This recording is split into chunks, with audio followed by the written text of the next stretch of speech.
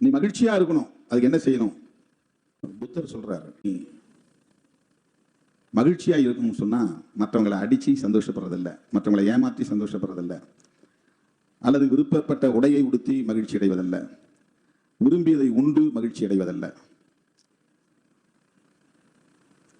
கவலை இல்லாமல் இருக்க வேண்டும் என்றால்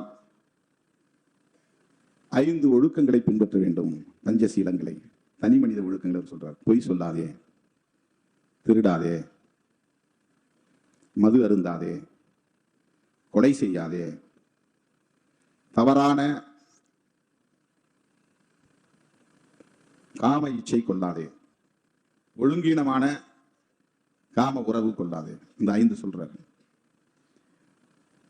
இந்த பஞ்சசீலங்களை பின்பற்றினால் மனம் அமைதியாக இருக்கும். மனம் அமைதியாக இருந்தால் மகிழ்ச்சியாக இருக்கும்.